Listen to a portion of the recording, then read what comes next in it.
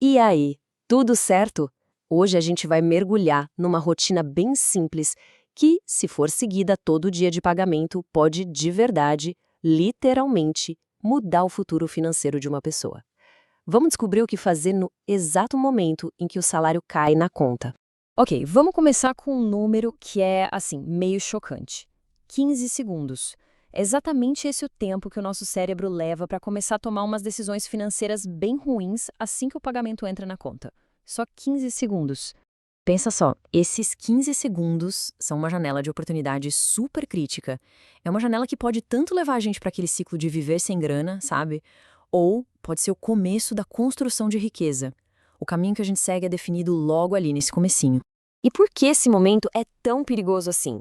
Bom, é porque é aí que rola o que a gente pode chamar de gasto mental impulsivo. O cérebro já começa a fazer as contas do que dá para comprar, o que dá para pedir no delivery, muito antes do dinheiro ter um destino certo. Esse comportamento leva muita gente a se tornar o que a gente pode chamar de sonâmbulo financeiro. Sabe, é aquele estado de caos financeiro onde a pessoa não faz a menor ideia de para onde o dinheiro foi. Ele simplesmente some, evapora. E a raiz de todo esse problema está bem aqui, nessa citação.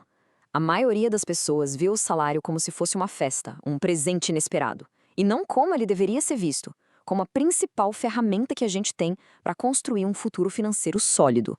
Então a virada de chave, a mudança fundamental, está toda na perspectiva. É preciso parar de enxergar a renda como um prêmio que tem que ser gasto o mais rápido possível e começar a ver como, sei lá, como um monte de tijolos para construir algo que vai durar.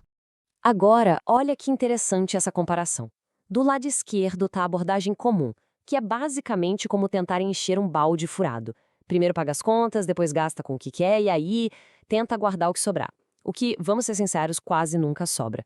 Já a abordagem da riqueza inverte essa lógica. Primeiro, a gente se paga, ou seja, investe para o futuro. Depois paga as contas e só então gasta com o que restou. Faz todo sentido, né? E aqui está o ponto crucial. Sucesso financeiro não tem a ver com o tamanho do salário. Uma pessoa que ganha menos, mas que tem um sistema, um plano, pode construir muito mais riqueza do que alguém que ganha rios de dinheiro, mas vive no completo caos financeiro. Ok, então vamos para a parte prática. O primeiríssimo passo é sair desse modo de sobrevivência. Estas são as ações fundamentais para a gente criar uma base financeira estável, sabe? Um chão firme para pisar. Basicamente, são 3 etapas. Primeiro, conhecer as necessidades de verdade, os gastos essenciais, moradia, comida, transporte, que não deveriam passar de 60% da renda líquida. Segundo, manter as dívidas em dia, pagando pelo menos o mínimo para proteger a saúde do crédito e não deixar os juros virarem uma bola de neve. E terceiro, e muito importante, construir um fundo de emergência, de 3 a 6 meses das despesas, para aguentar os imprevistos da vida. Beleza. Com essa base de sobrevivência garantida, o foco muda completamente. A gente para de só se proteger e começa ativamente a construir o patrimônio para o longo prazo. O jogo fica mais interessante. E aqui, os próximos passos são cruciais. Quarto, investir para a aposentadoria, com uma meta de uns 10% da renda bruta. E quinto, quitar as dívidas de juros altos de um jeito sistemático. Existem 2 métodos famosos para isso. O avalanche, que foca em pagar primeiro as dívidas com juros mais altos para economizar mais dinheiro, e o bola de neve, que foca nas dívidas menores primeiro para dar aquela sensação de vitória e manter a motivação lá em cima. E, gente, esse gráfico aqui ilustra o poder do tempo de um jeito impressionante.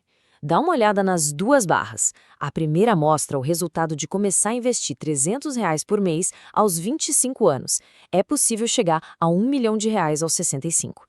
Agora, olha a segunda barra. Um atraso de só 10 anos, começando aos 35, corta esse valor potencial em mais da metade. É a prova de que tempo é literalmente dinheiro.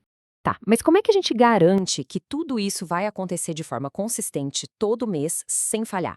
Existe um segredinho, quase um cheat code que faz esse sistema todo funcionar quase que sem esforço nenhum. E a resposta está numa única palavra: automação. É a ferramenta que tira a emoção, a preguiça e a impulsividade da jogada. É o que faz a coisa acontecer, quer a gente queira, quer não. Olha só como o fluxo é simples. O salário cai na conta. No dia seguinte, pá! As transferências automáticas que já foram programadas entram em ação.